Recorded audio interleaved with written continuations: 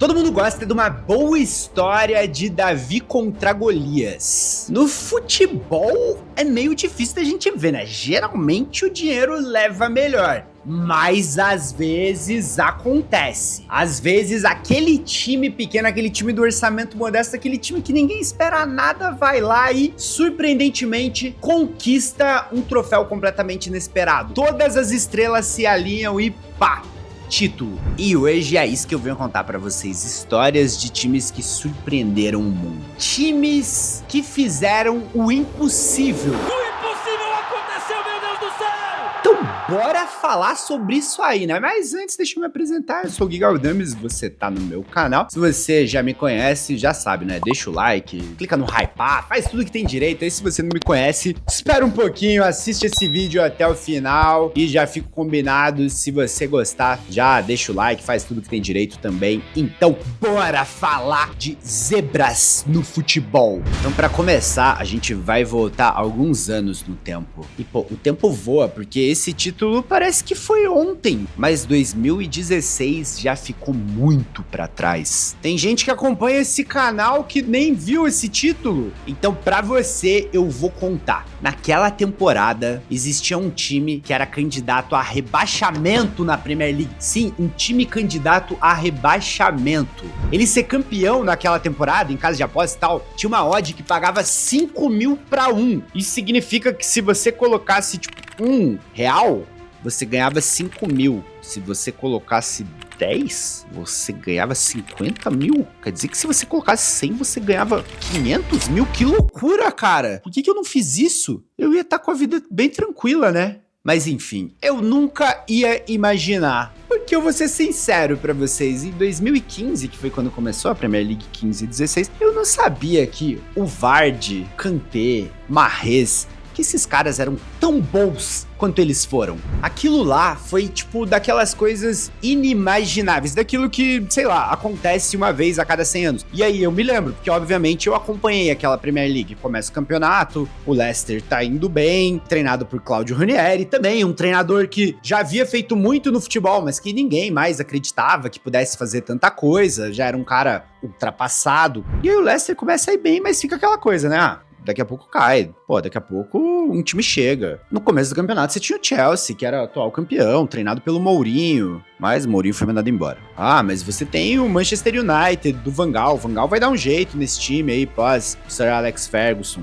Não deu. Ah, mas e o Arsenal do Wenger? Cara, o Wenger já também, fase final da carreira. Ah, tem o Tottenham do Pochettino, foi brigando ali cabeça a cabeça por um bom tempo. Enfim, era o Tottenham, né? Não conseguiu nem terminar como vice-campeão. Você pode falar do City. O City é pré-Guardiola, aquela é a última temporada antes do Guardiola assumir. O Liverpool do Klopp. Quando você vai ver a escalação do Liverpool, era um time irreconhecível. Nomes como Ibe, Benteke, Flanagan, Skirtle, Brannagan.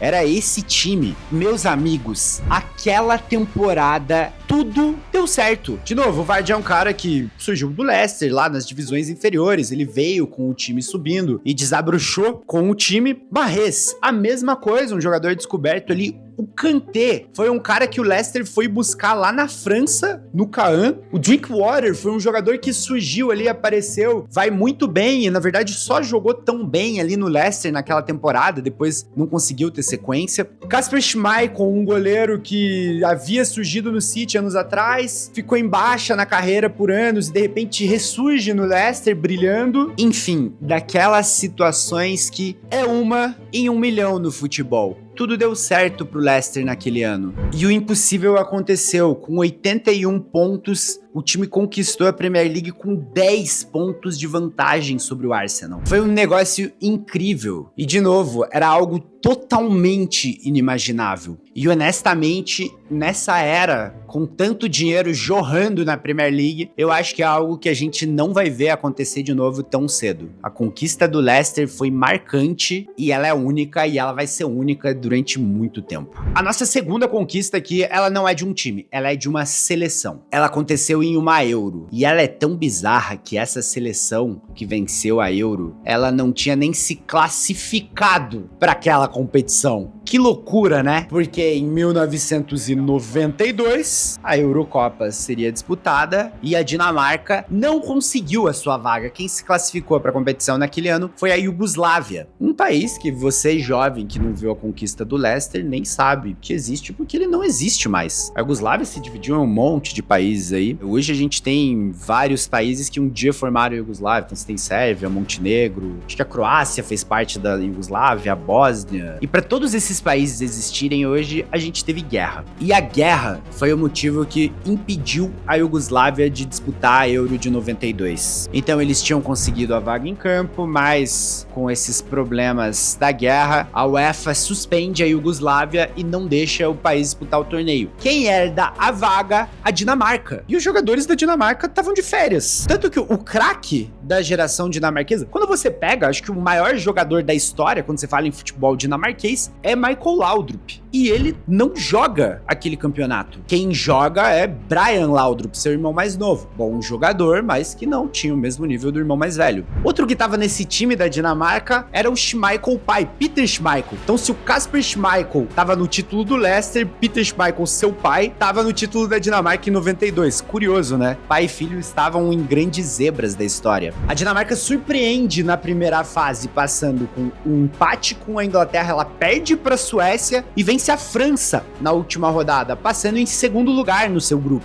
E aí na semifinal enfrenta a toda poderosa Holanda, que contava com Ronald Koeman, Dennis Bergkamp, Marco van Basten e que era a atual campeã do torneio. A Dinamarca consegue um 2-2 com os favoritos holandeses, leva a partida para os pênaltis e nos pênaltis, por ironia do destino, quem perde a cobrança dos holandeses é Van Basten. Enquanto pela Dinamarca, os 5 jogadores converteram as cobranças e a seleção passa para a final, onde enfrentaria a também toda poderosa Alemanha. Na final contra a Alemanha, a Dinamarca faz 1-0 muito cedo no jogo, aos 18 minutos. E aí talvez você já tenha visto vídeos de como eles fizeram cera por muito tempo. Não sei se você já viu aí. É bola recuada no Schmeichel e aí ele segura e gasta tempo. E aí a bola vai pra frente e de repente eles voltam no Schmeichel, o Schmeichel segura, gasta tempo.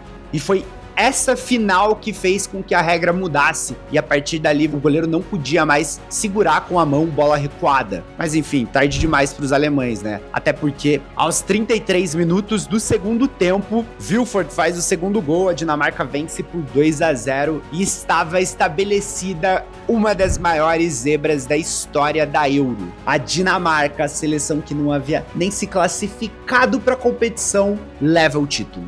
Baita história, né? Uma baita história essa. A nossa terceira zebra aconteceu no ano das zebras. Quer dizer, 2025 veio para competir como ano das zebras, né? Mas até hoje a gente sempre trata 2004 como o ano que superou todas as expectativas. Que a gente teve de surpresa em 2004 é bizarro. E uma delas aconteceu na Champions League. E foi ali que o homem José Mourinho se tornou o Special One. Porque assim, o Porto era um time forte em Portugal. Óbvio, o Porto é um dos 3 grandes, é um time que em Portugal tá sempre brigando e conquistando troféus, mas na Europa, apesar de ter um título, né, em 2004 já tinha uma conquista na década de 80, nunca entrava na competição como um dos favoritos. Você nunca coloca o Porto nessa disputa. E em 2004, mais uma vez, era isso. Tanto que não passa nem em primeiro lugar no seu grupo, que contava com Real Madrid, Olympique de Marseille e Partizan Belgrado. O Porto, inclusive, termina a primeira fase sem ter batido o Real Madrid. Enfrentou o time espanhol 2 vezes, perdeu em Portugal e empatou na Espanha. Mas era o suficiente para se classificar, né? Todo mundo espera o Porto no grupo do Real Madrid que ele passe em segundo, pelo menos, e foi o que fez. Nas oitavas de final, um duelo muito difícil. O Manchester United de Sir Alex Ferguson.